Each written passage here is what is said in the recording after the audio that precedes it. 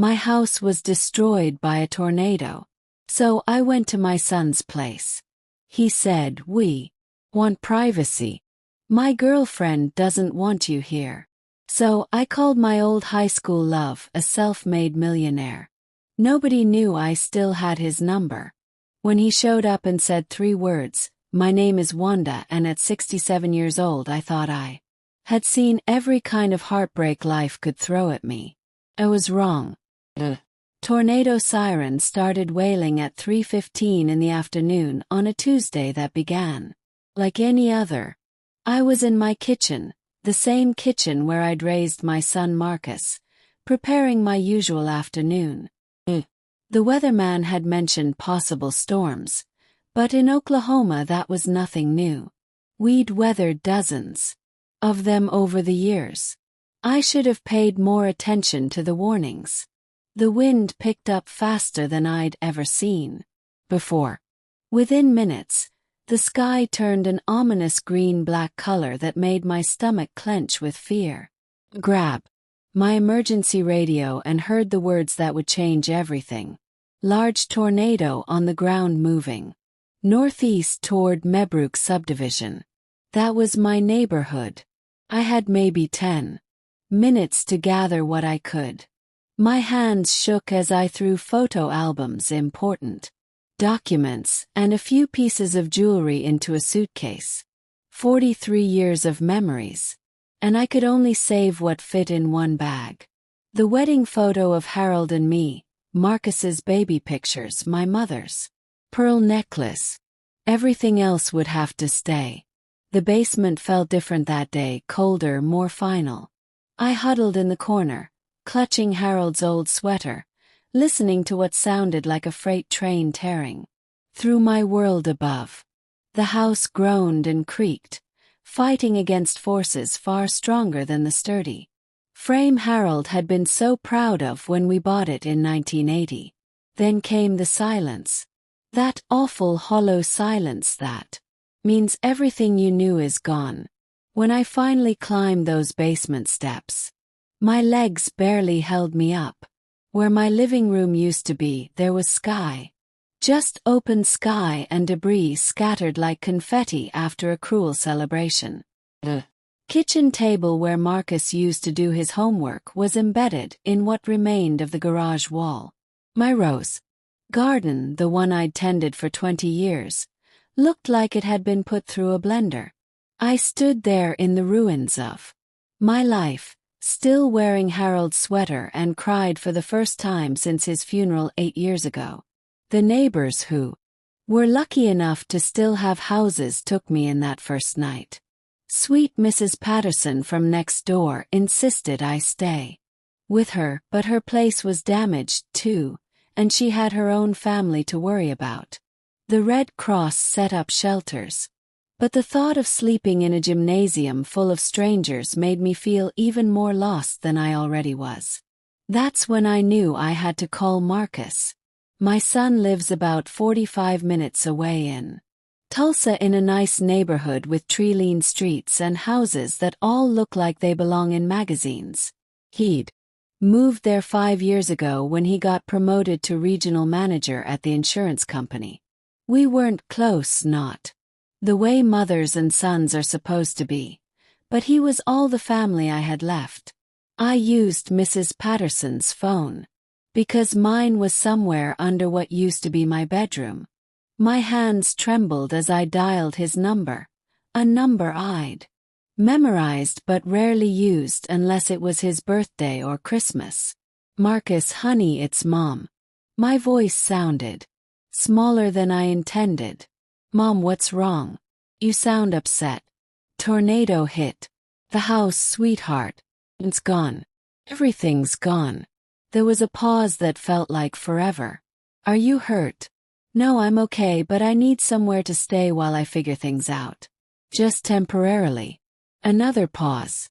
Course. Course. "Come over.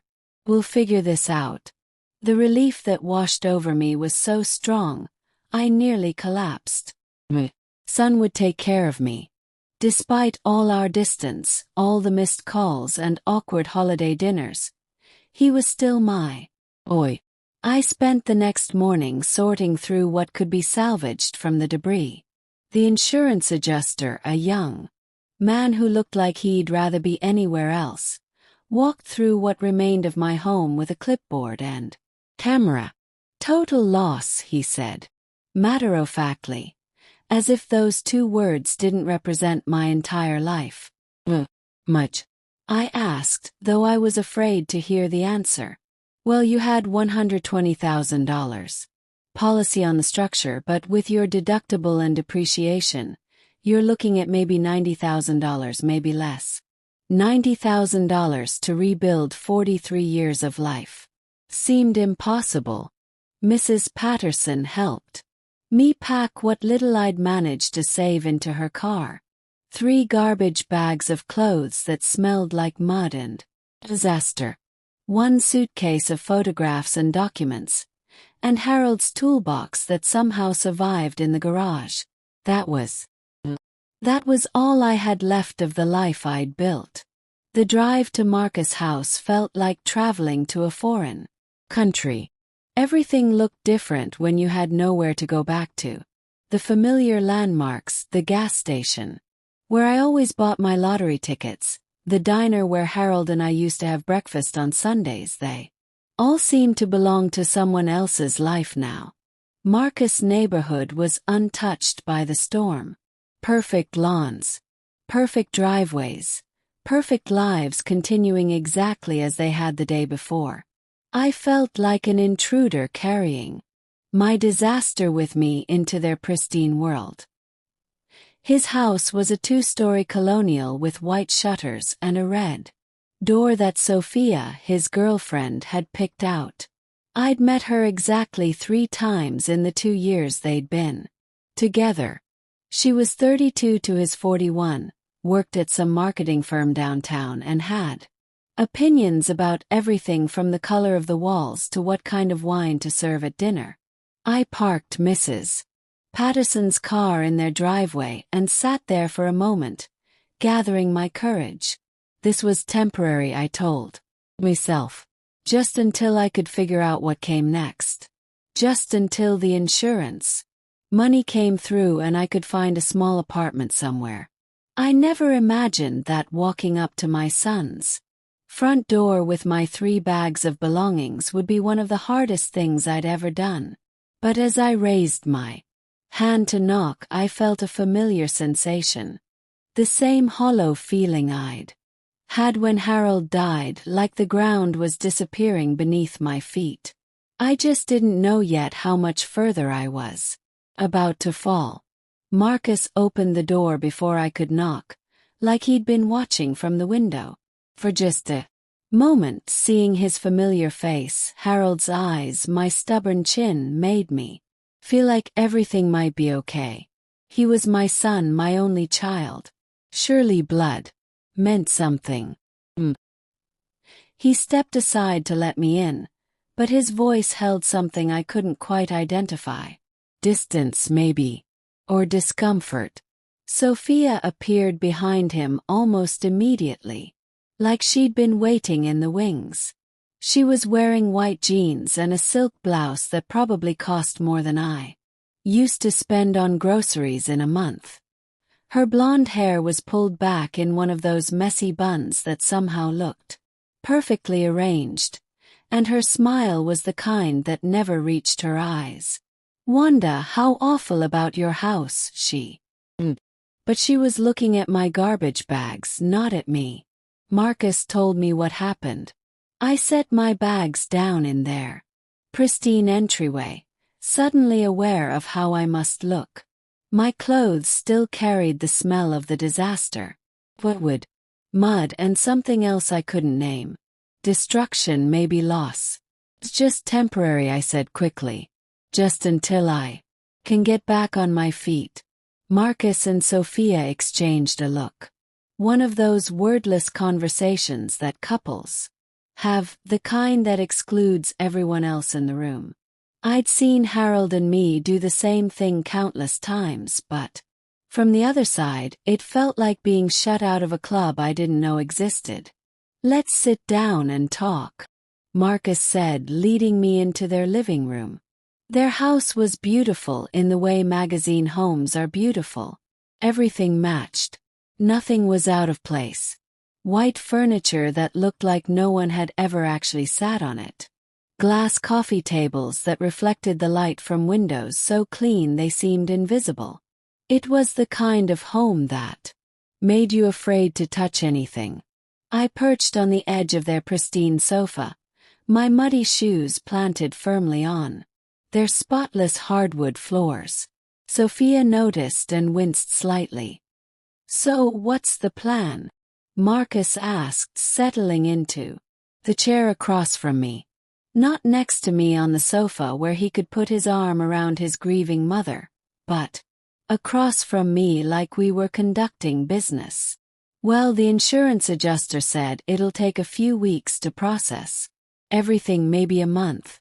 I was hoping I could stay here until then, just until I find a small apartment or something." The silence that followed lasted about 10 seconds too long. I watched Sophia's face change, saw her jaw tighten almost imperceptibly.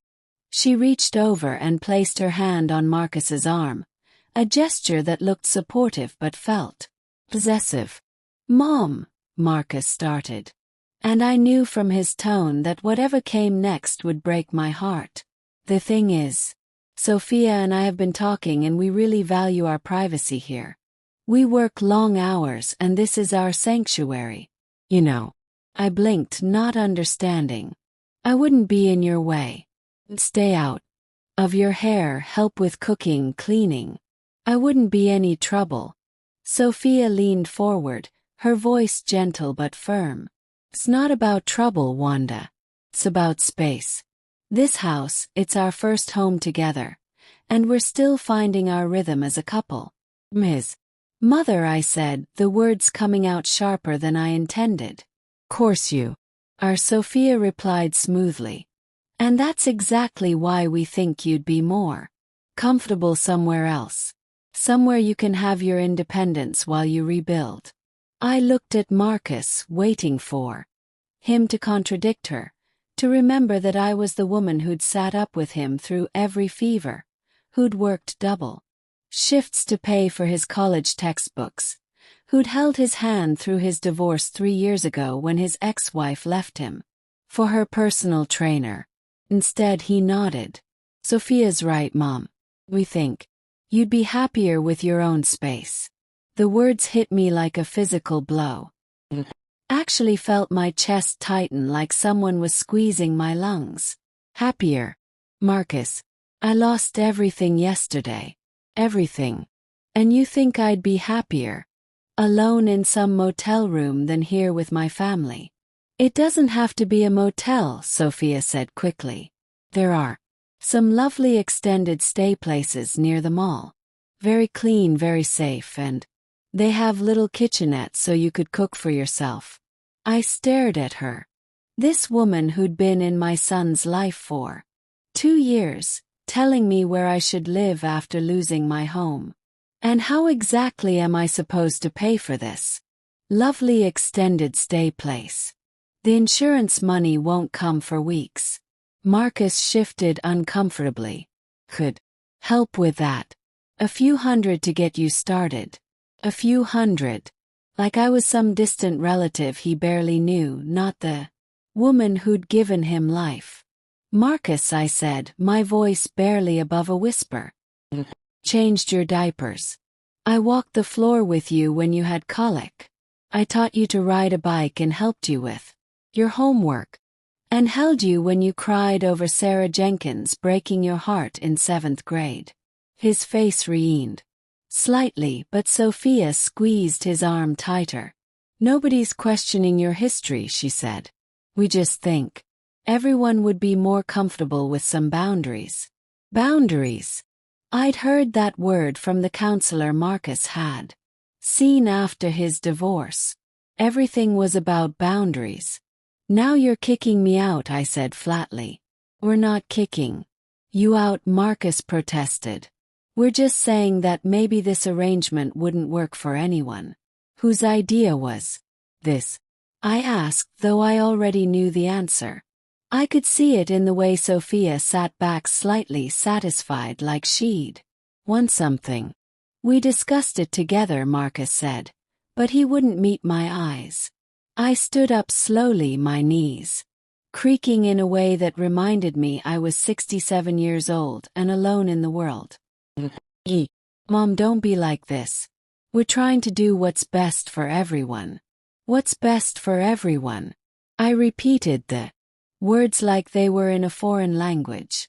What would be best for everyone, Marcus, is if your mother didn't have to sleep in her car tonight. Sophia's perfectly made-up face arranged itself into an expression of concern. You don't have to sleep in your car. Like I said, there are options. I looked around their pristine living room one more time. At the family photos that included Marcus and Sophia, but none of me, at the expensive furniture that no one was allowed to really live on. At my son, who'd chosen this cold, beautiful woman over his own mother. You're right, I said finally. There are always options. I picked up my 3 garbage bags in Harold's toolbox, the weight of them seeming heavier now that I knew where I wasn't welcome. Marcus stood up, looking uncomfortable, but not uncomfortable enough to change his mind. I'll call you in a few days, he said. Once you get settled somewhere.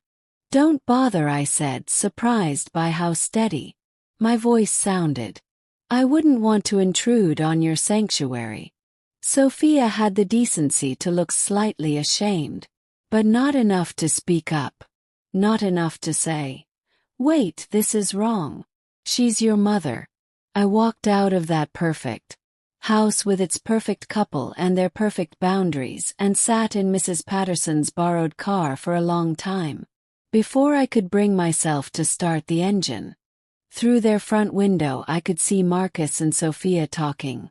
Probably about how difficult I was being. How much drama I was bringing into their peaceful lives. The irony wasn't lost on me.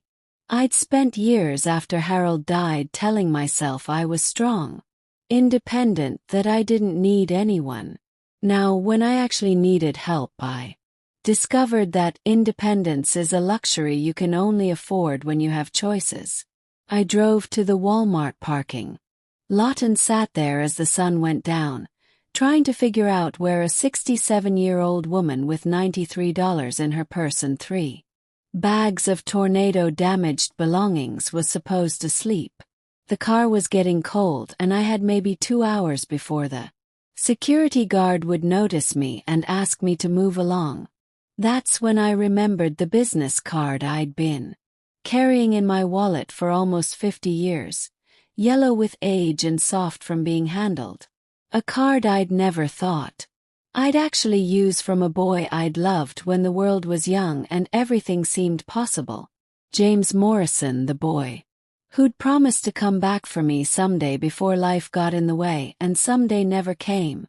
Pulled out my phone and stared at the faded numbers on the card, wondering if they were even still good, wondering if he was even still alive, wondering if I had the courage to find out. I spent 3 nights sleeping in that borrowed car before I found the courage to make the call. 3 nights of waking up with a crick in my neck and the taste of shame in my mouth. 3 nights of moving from parking lot to parking lot so security wouldn't notice the elderly woman living in her vehicle. 3 nights of using gas station bathrooms to wash my face and brush my teeth, avoiding eye contact with my reflection because I couldn't stand what I saw there. The business card felt like tissue paper between my fingers, worn soft from 5 decades of being carried but never used. James Morrison. It read in faded blue ink. Below that, a phone number with an area code I didn't recognize. On the back, in my own young handwriting, always remember W. I'd written those words when I was 17 years old, believing with the absolute certainty of youth that James Morrison would be the great love of my life. He was 18 with dark hair that fell across his forehead and eyes the color of summer storms. He worked at his father's auto shop after school and dreamed of bigger things, of building something that mattered. We dated for 8 months, which at 17 felt like forever. He used to take me to the old quarry outside town where we'd sit on the hood of his beat-up Chevy and talk about our plans. He was going to start his own business, he said. Something with construction maybe, or real estate. Something that would make him rich enough to give me everything I deserved. I'm going to come back for you, Wanda. He'd promised the night before he left for college in California. I'm going to make something of myself. And then I'm going to come back and marry you. But 17-year-old promises have a way of fading when real life takes over. He wrote letters at first, long, passionate letters full of dreams and plans I wrote back, telling him about my secretarial classes, about my job at the bank, about how I was waiting for him just like I'd promised. Then the letters became shorter, less frequent.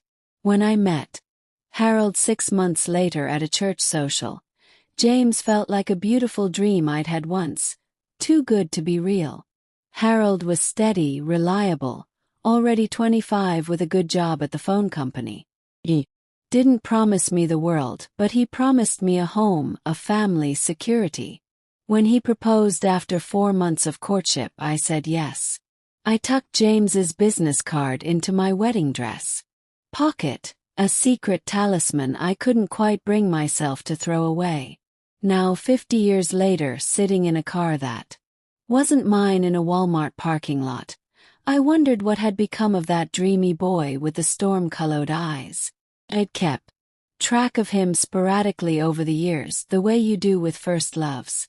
Through mutual friends, I'd heard he'd made good on his promises, started a construction company that grew into something big. Never married, which surprised people. Too busy building his empire, they said.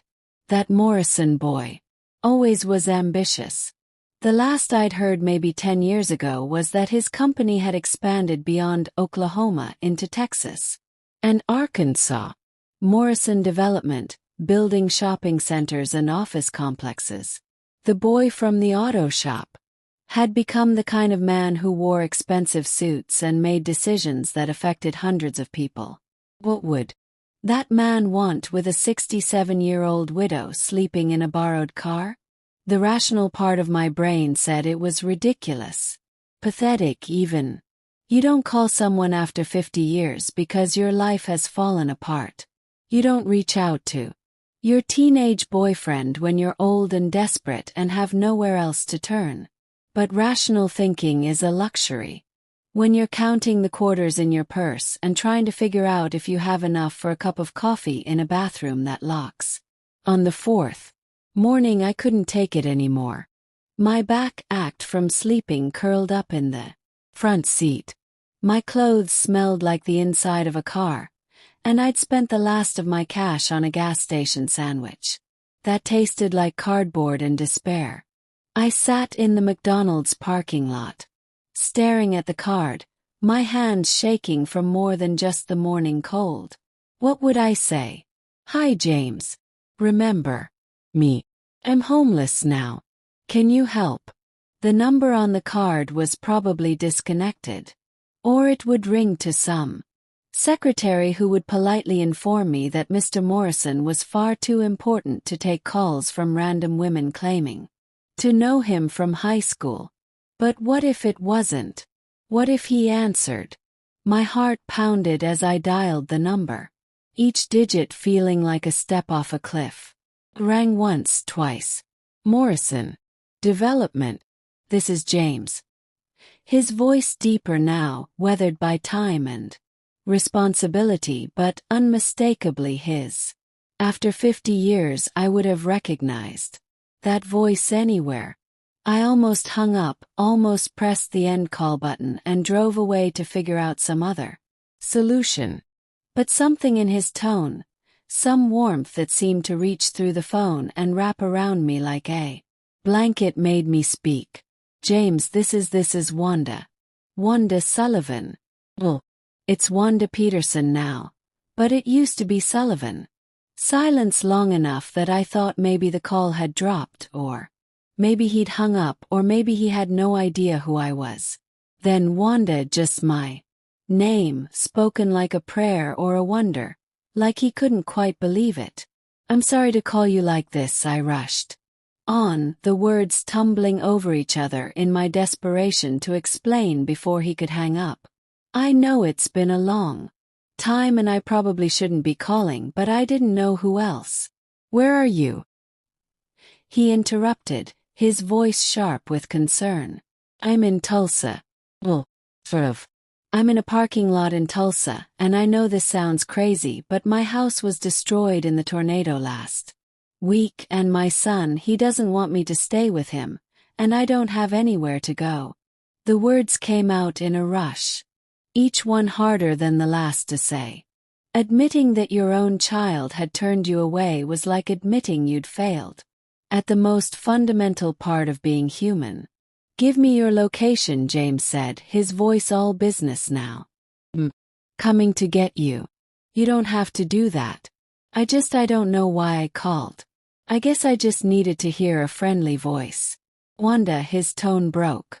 "No argument. Tell me where you are." "Already walking to my car."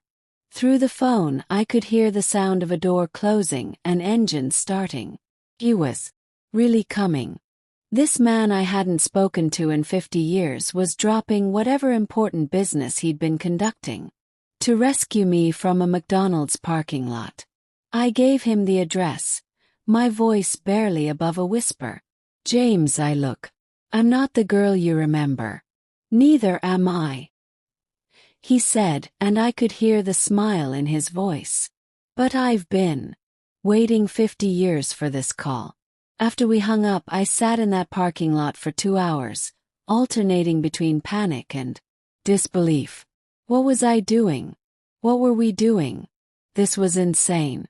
You couldn't just pick up relationships after 5 decades like you were continuing a conversation from yesterday. But as I watched the entrance to the parking lot, waiting for a car I wouldn't recognize, carrying a man who might not recognize me, I felt something I hadn't felt since the tornado sirens first started wailing. Oh, maybe it was foolish hope. Maybe it would lead to more disappointment, more heartbreak, but it was hope nonetheless. And at 67 years old, with nothing left to lose, hope was worth the risk. At 11:37 exactly, a silver Lexus pulled into the parking lot, moving slowly like the driver was looking for something or someone. I watched through my windshield as the car approached, my heart hammering against my ribs like a bird trying to escape its cage. The windows were tinted so I couldn't see inside, but something deep in my chest told me this was him.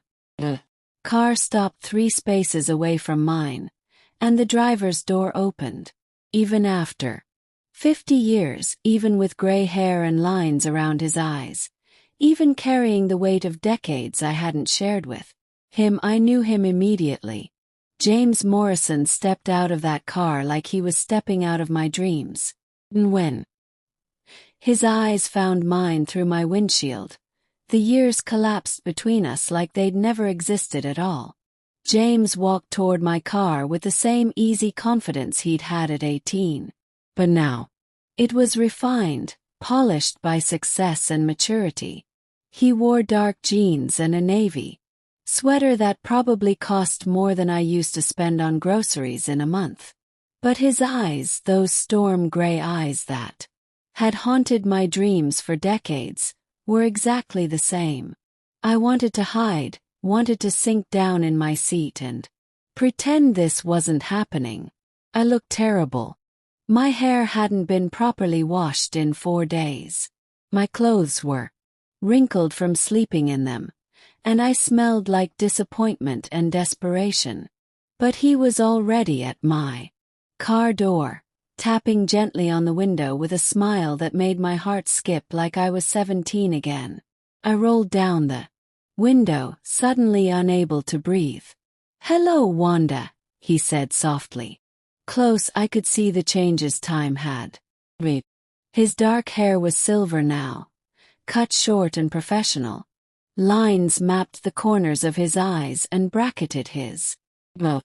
He was broader through the shoulders, more solid, like success had given him physical weight along with everything else. But when he smiled at me through that car window, I saw the boy who used to drive me to the quarry and tell me about his dreams. "Hi," I managed, my voice barely a whisper. He studied my face for a long moment, those gray eyes taking in every detail. I wanted to apologize for how I looked, for how far I'd fallen, for calling him after all these years with nothing to offer but problems. Instead, he said 3 words that changed everything. "You look beautiful." I started crying. Right there in that McDonald's parking lot with James Morrison standing beside my borrowed car, I broke down completely. 50 years of held-back tears, 4 days of sleeping rough, a lifetime of being told I wasn't enough. It all came pouring out in ugly, gasping sobs that I couldn't control. He didn't say anything else. Didn't try to shush me or tell me everything would be okay. He just opened my car door, helped me out, and wrapped his arms around me while I fell apart against his chest. He smelled like expensive cologne and clean laundry, like success and stability, like everything I'd lost and everything I'd never had. His sweater was soft against my cheek, and his arms were strong around my shaking shoulders. "I'm sorry," I gasped against his chest. "I'm so sorry, James. I shouldn't have pulled. I shouldn't have dragged you into this mess." "Shoo," he murmured, his hand stroking my back. "You should have called years ago." When the tears finally stopped, I pulled back to look at him, embarrassed by the wet spot I'd left on his expensive sweater. I must look like a disaster. He reached up and brushed a tear from my cheek, his touch gentle as a whisper. "You look like someone who's been through hell and survived it. That's not disaster, Wanda. That's strength." I laughed, but it came out shaky and bitter. "Strength? I'm 67 years old, sleeping in a borrowed car because my own son doesn't want me. That's not strength. That's pathetic." His jaw tightened, and for a moment, I saw a flash of the anger he was trying to hide. "Your son is an idiot. Don't know him." "I don't need to know him. I know you." He paused, his hand still resting gently on my shoulders. "Or at least I knew you. And the Wanda Sullivan I knew would never turn away someone in need, especially not family." The way he said my maiden name like it was something precious he'd been keeping safe all these years made my chest ache with longing for the girl I used to be. "That was a long time ago," I said. "I'm not that girl anymore." "Maybe not," he agreed. "But I'd like to get to know the woman she became." He helped me gather my pathetic belongings from the car, the 3 garbage bags, Harold's toolbox, my purse with its meager contents. He was appalled by how little I had left. He didn't show it. He loaded everything into the back of his Lexus like my tornado-damaged clothes and broken memories were precious cargo. "Where are we going?" I asked as he opened the passenger door for me. "Home," he said simply. The drive took 45 minutes, winding through increasingly affluent neighborhoods until we reached an area I'd never seen before. Rolling hills dotted with estates hidden behind stone walls and iron gates. Trees that looked like they'd been professionally placed. Mailboxes that probably cost more than most people's cars. James turned into a long driveway marked only by a small brass placard that read, "Morrison." The driveway curved through mature oaks and manicured gardens before opening into a circular drive in front of a house that took my breath away. It wasn't ostentatious or showy. It was elegant in the way that real money is elegant. Understated, confident, built to last. Stone and timber with tall windows that caught the afternoon light. And a wraparound porch that invited you to sit and stay a while. James, I breathed, staring up at this monument to everything he'd accomplished. This is incredible. He parked the car but didn't get out immediately. Instead, he sat there looking at the house like he was seeing it through my eyes. It's too big, he said quietly. Always has been. I built it thinking I'd fill it someday, but he shrugged. A gesture so familiar it made my heart ache. Dreams don't work out the way you plan. You never married. The question slipped out before I could stop it. He turned to look at me, his expression unreadable. Came close a few times, but there was always something missing. What you? He said simply, like it was the most obvious thing in the world. The word hung between us in the quiet car loaded with 50 years of what-ifs and might have been. I wanted to ask what he meant. Wanted to understand how I could have been missing from a life I'd never been part of. But before I could find the words, he was getting out of the car, coming around to open my door. The house was even more impressive inside. Hardwood floors that gleamed like honey, ceilings that soared overhead, furniture that looked like it belonged in architectural magazines. But it didn't feel cold or museum-like. There were books everywhere, comfortable. Reading chairs positioned near windows. Photos scattered on side tables. Felt like a home where someone actually lived, not just a showcase for success. Are you hungry? James asked, leading me into a kitchen that was bigger than my entire living room had been. I was just about to make lunch when you called. Realized I was starving. The gas station sandwich from yesterday felt like a week ago, and my stomach was cramping from emptiness and nerves. I don't want to be any trouble, I started, but he cut me off with a look. Wanda, stop. You're not trouble. He paused, searching for words. You're the answer to a question I've been asking for 50 years. While he cooked, and he could actually cook, moving around that enormous kitchen with the ease of someone who'd learned to take care of himself, I studied the photographs scattered around the room. James at groundbreaking ceremonies, cutting ribbons, shaking hands with important-looking people. James with various women at charity galas and business dinners, always smiling but never looking quite complete. Tell me about your life, he said, setting a plate of perfectly grilled chicken and roasted vegetables in front of me. Tell me about Harold, about your son, about everything I missed. So I did. Over a lunch that tasted like heaven after days of gas station food. I told him about my marriage to Harold. Steady, comfortable Harold, who'd given me security and companionship, if not passion. About Marcus, the baby I'd wanted so desperately and loved so fiercely, who'd grown up to be a stranger who valued his girlfriend's comfort over his mother's needs. I told him about the years of being a good wife, a good mother, a good widow, about the tornado that had taken everything I owned, and the son who'd taken everything I had left. James listened without interrupting, his gray eyes never leaving my face. When I finished, he was quiet for a long moment. I'm sorry, he said finally. Sorry about Harold, about your house, about your son. But I'm not sorry you told me. Why? The question came out smaller than I intended. He reached across the table and took my hand in his. Still strong, still gentle, still capable of making my heart race after all these years. Because I never stopped loving you, he said quietly. Because every business deal I made, every Success I achieved, every dollar I earned, it was all so I could be worthy of you when you came back to me. James. I know it sounds crazy. I know 50 years is a long time and we're different people now.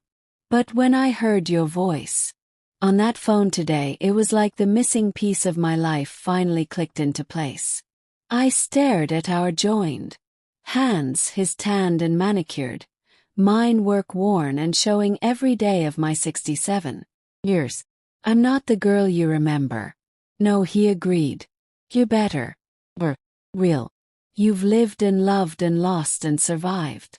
That 17-year-old girl was beautiful, but she was just potential. You're the woman that potential became.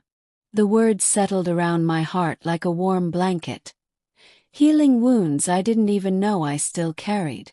For the first time in longer than I could remember, I felt seen not as someone's mother or someone's wife or someone's burden, but as myself. What happens now? Yes.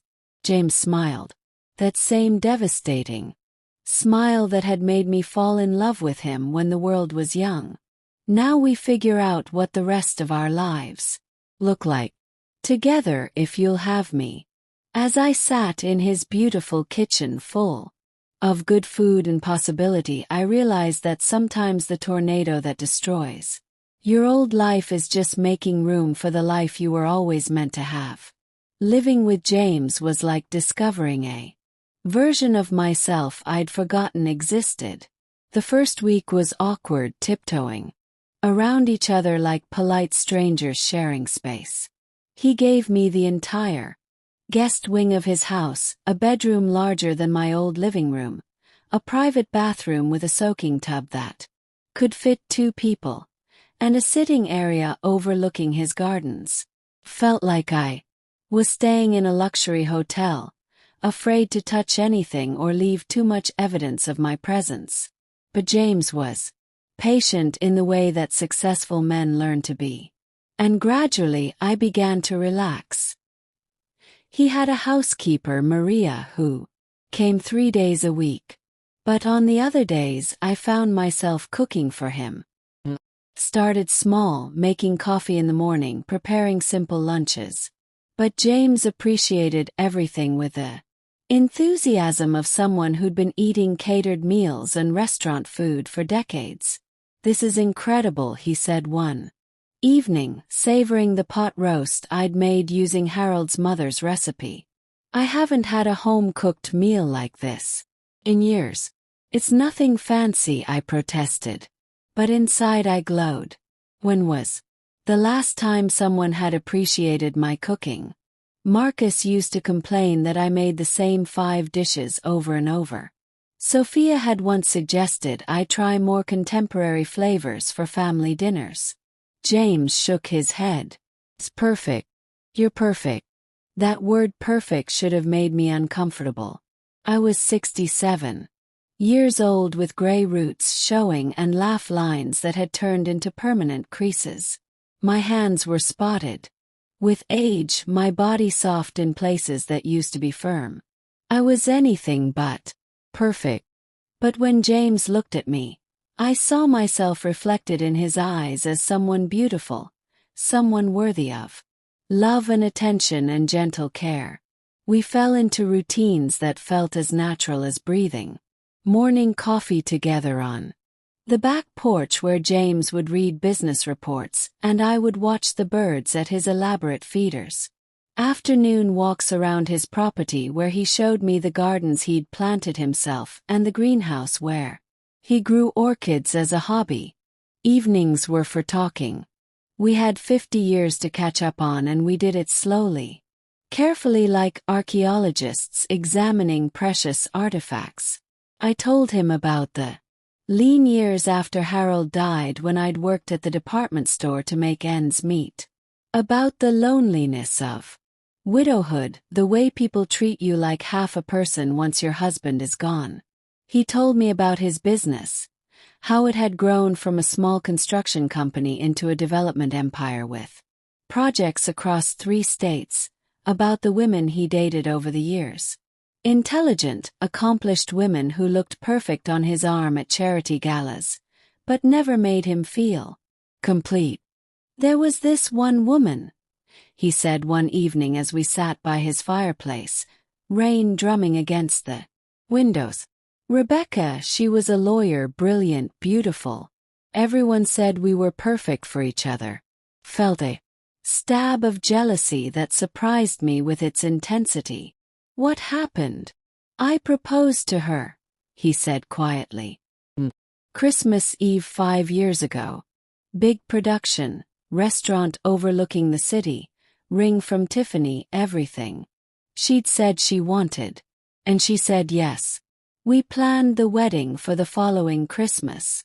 But as the date got closer, I kept having this feeling that something was wrong. Not with her. She was everything anyone could want in a wife. But with me." He paused, staring into the fire. "The night before the wedding, I called it off." "James, no. What did you tell her?" "The truth."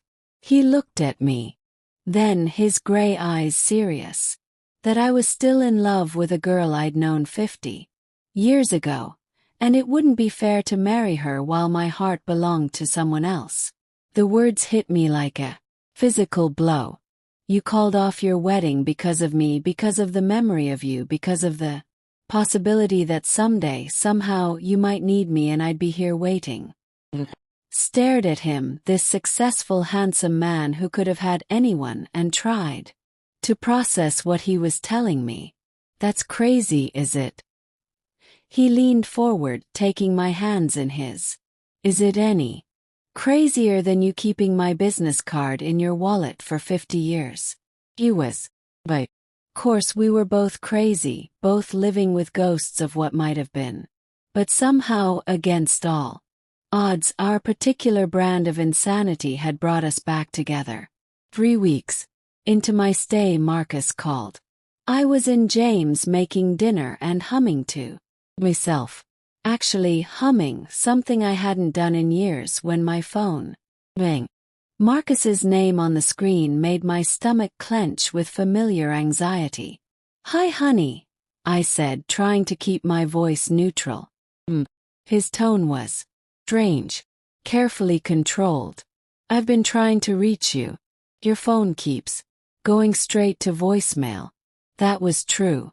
I'd been screening my calls, not ready to deal with whatever guilt or obligation Marcus might throw at me. "I've been busy." "Busy doing what?" "Mrs. Patterson said you moved out of the extended stay place weeks ago. Where are you living?" I looked around James' beautiful kitchen at the fresh flowers he'd brought home that morning, at the expensive wine glasses sitting on the counter. "I'm staying with a friend." "What friend?" "Mom, you don't have any friends with money." His assumption stung partly because it had been true for so long after Harold died. I'd let most of my friendships fade. Too tired and too proud to maintain relationships when I had nothing to offer in return. "You'd be surprised," I said coolly. There was a pause, and I could practically hear him processing this information. "Mom, I think we need to talk. Sophia and I have been discussing the situation, and we think maybe we were too hasty. Maybe you could stay in our guest room for just until you get back on your feet." The offer that would have meant everything to me a month ago now felt hollow, insulting even. "What changed your mind?" Another pause. We realized we might have been too focused on our own needs. Family should stick together. What he meant, I realized, was that he'd probably heard through the neighborhood gossip network that his mother wasn't living in a shelter anymore. Someone had mentioned seeing her with a well-dressed man in an expensive car. Marcus was curious, and curiosity had made him generous. "That's very kind of you," I said. "But I'm perfectly happy where I am." "Mom, you can't just move in with some stranger. It's not safe." "What do you even know about this person?" "I know that he's never made me feel like a burden," I said quietly. "I know that he values my company and appreciates my cooking and tells me I'm beautiful every single day. The silence that followed was so long I thought he might have hung up. Is this some kind of relationship? Marcus finally asked, his voice tight, with something I couldn't identify. Disapproval. Embarrassment. I don't think that's any of your business, I said, surprising myself with my directness. Course it's my business. You're my mother. I'm worried about you being taken advantage of. Like you took advantage of me. The words came out before I could stop them. Sharpened. Bitter. Mom, that's not fair, isn't it? You turned me away when I needed help most. You chose your girlfriend's comfort over your mother's safety. And now that you think I might have found happiness somewhere else suddenly, you're concerned about my welfare. I could hear Sophia's voice in the background, but I couldn't make out the words. Look, Marcus said, his tone shifting to the reasonable, patient voice he used when he thought I was being difficult. Why don't you bring your friend to dinner on Sunday? We'd like to meet him. No, I said no. Marcus, you don't get to approve or disapprove of my choices anymore. You gave up that right when you kicked me. We didn't kick you out. We just thought you thought about yourselves just like you're doing now. Took a deep breath, feeling stronger than I had in years. I'm happy, Marcus.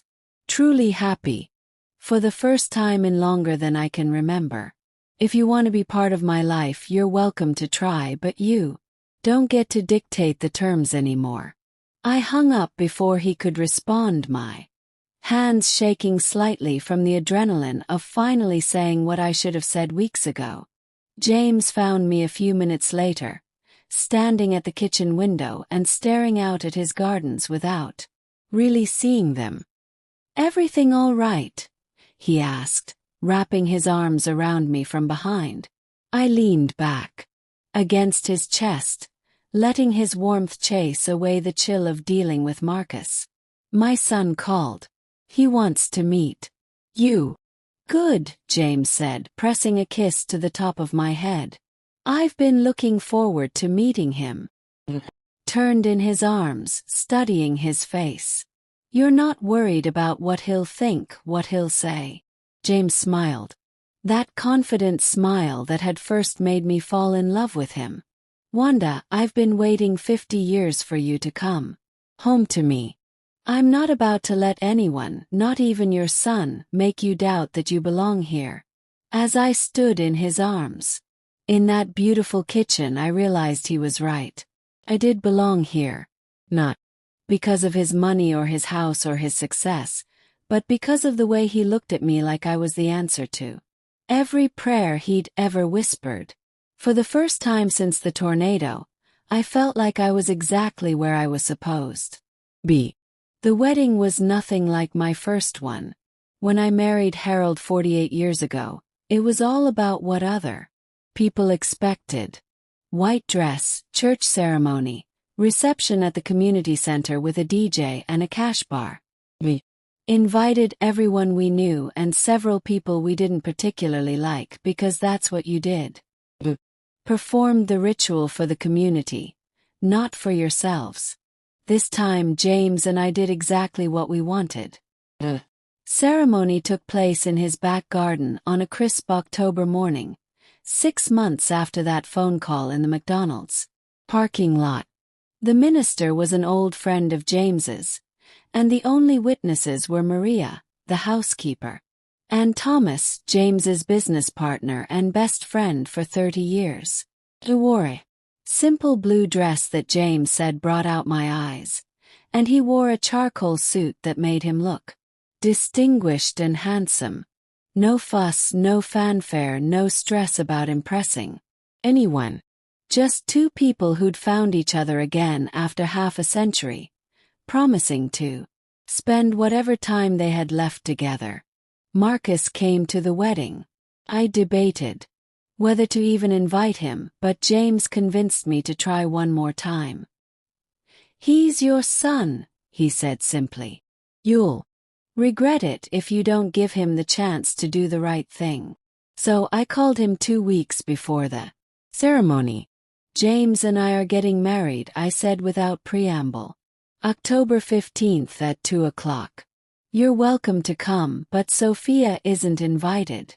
The silence on the other end stretched so long I thought he might have hung up. Mom, he finally said, you barely know this man.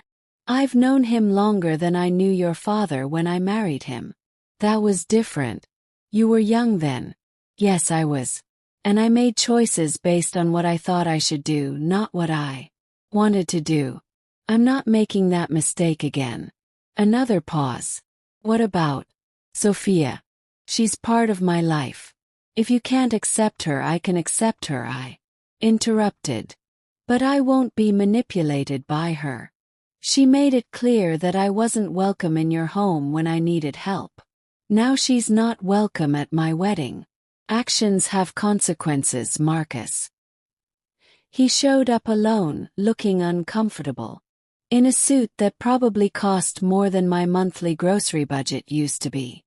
He shook hands with James politely, made appropriate small talk, and even managed to smile when the minister pronounced us husband and wife.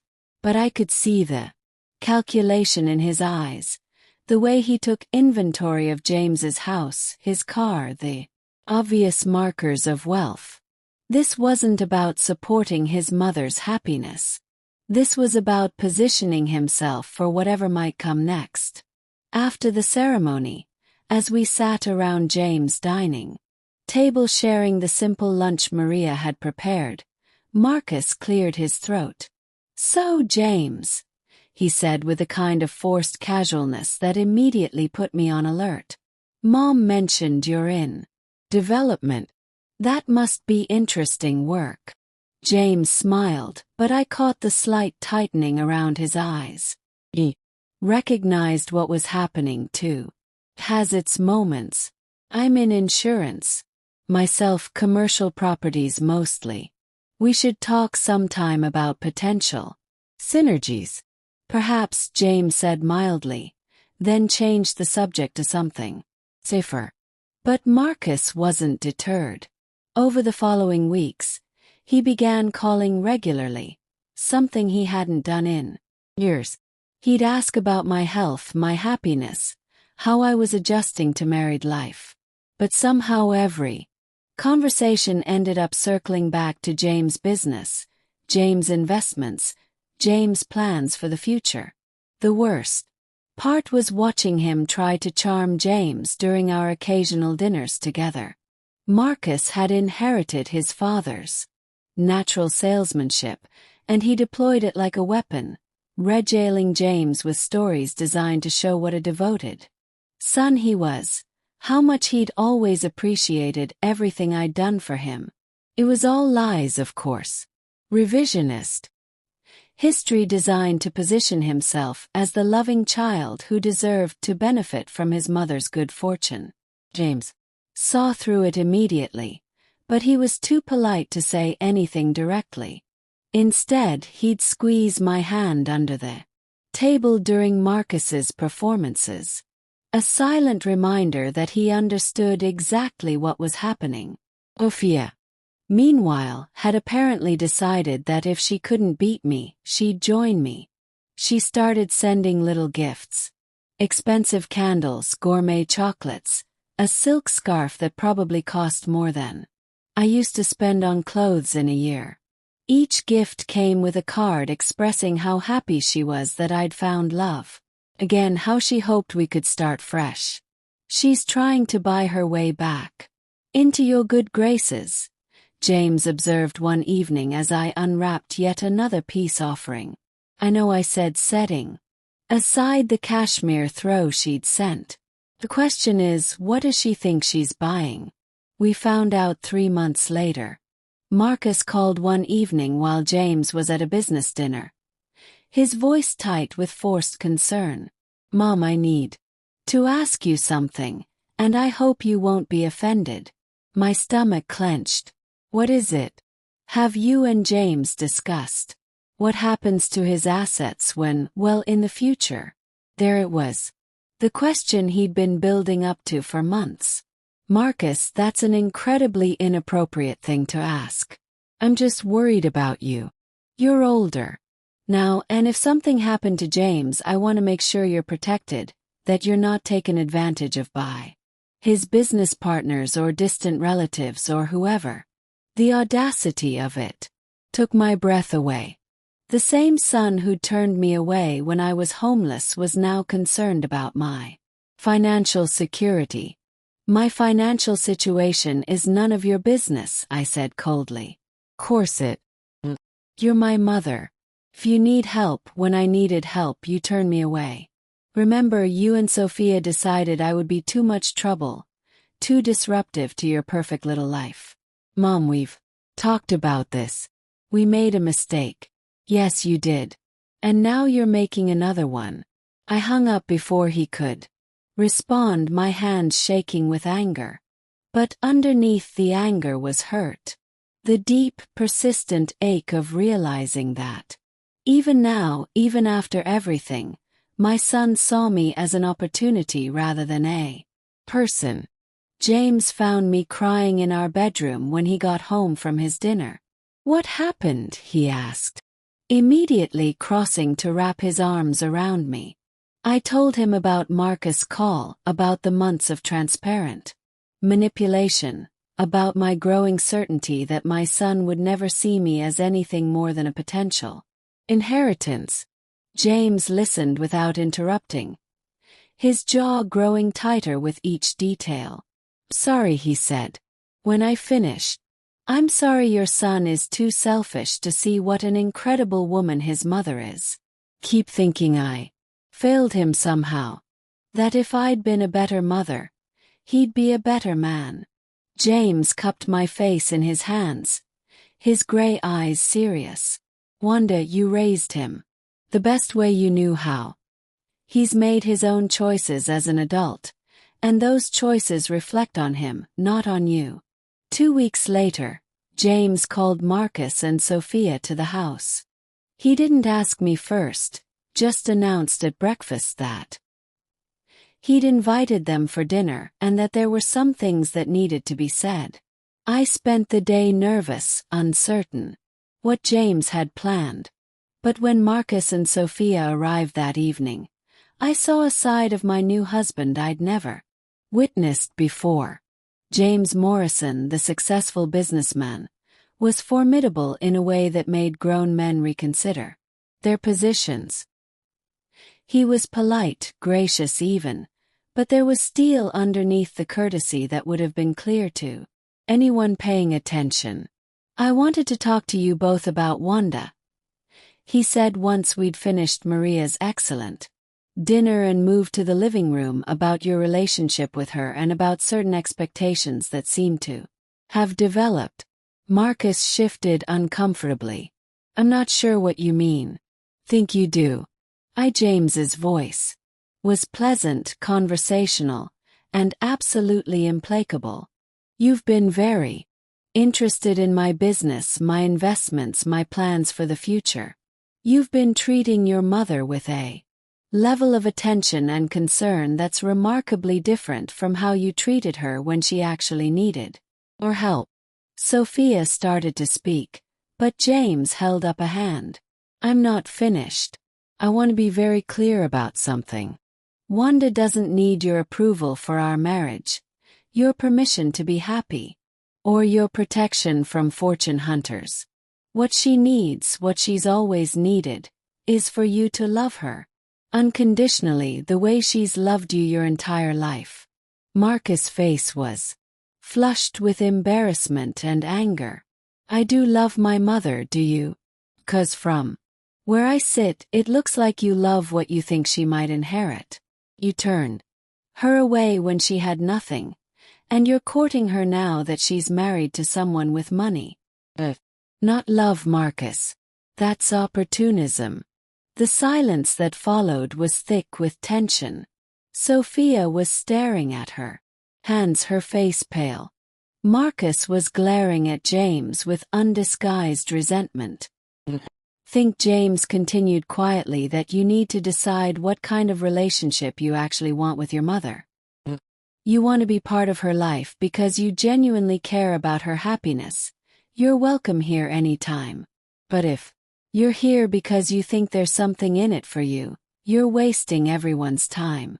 After they left, Sophia, practically dragging Marcus out the door before he could say something that would make things worse, James and I sat in his living room, holding hands in comfortable silence. Was I too harsh? He asked eventually.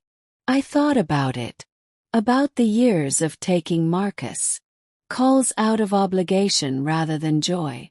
About the way he'd made me feel like a burden rather than a blessing. No, I said finally. You were honest. Maybe for the first time in his life someone told him the truth about his behavior. That was 8 months ago.